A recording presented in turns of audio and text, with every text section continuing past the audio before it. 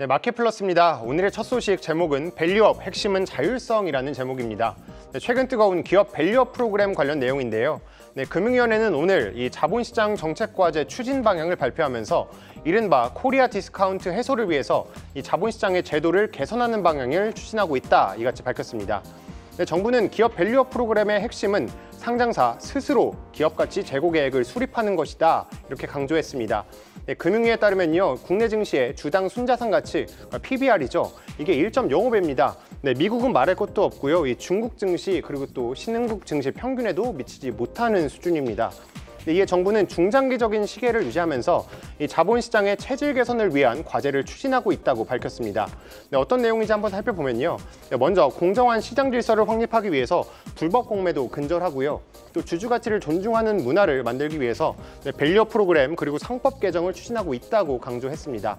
네, 마지막으로 외국인 ID 또 금투세를 폐지하고 또 ISA의 세제 지원 등을 통해서 시장의 접근성도 높이겠다, 이같이 밝혔습니다.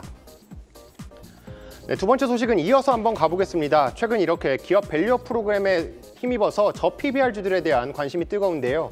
네, 제목 보시면 포모가 두렵다면으로 준비를 했습니다. 네, 포모란 Fear of Missing Out, 그러니까 나만 놓칠까, 나만 뒤처질까 두려워하는 공포감을 뜻합니다.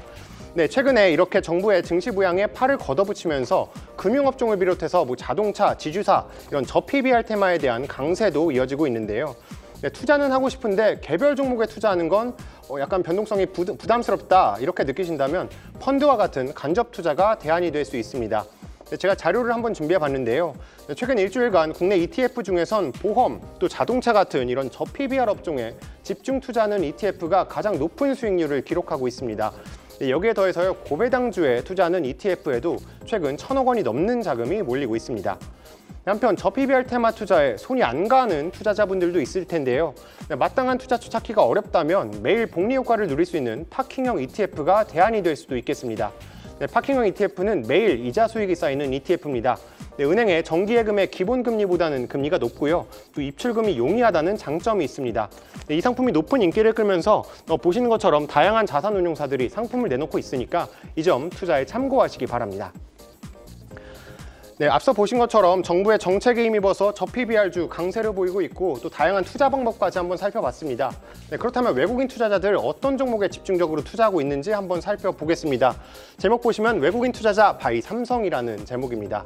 네, 올해 들어서 외국인 투자자들이 국내 증시에서 6조 5천억 원 넘게 순매수하고 있습니다. 네, 그중에서도 보시는 것처럼 삼성그룹주를 대거 사들이고 있는 것으로 보이는데요. 네, 어떤 종목 많이 사들이는지 보면 현대차, 기아, 앞서 보신 것처럼 자동차 업종이고요. 또 KB금융, 금융업종에도 투자 대금이 많이 몰리고 있었습니다. 그런데 또 2번, 4번 보시면 삼성그룹에도 외국인들의 투심이 몰리고 있는 모습 알아볼 수 있습니다. 여기 두 종목에 더해서요, 삼성바이오로직스까지 합치면 지난주부터 오늘까지 해서 외국인들이 이 삼성그룹주 1조 원 넘게 사들였습니다.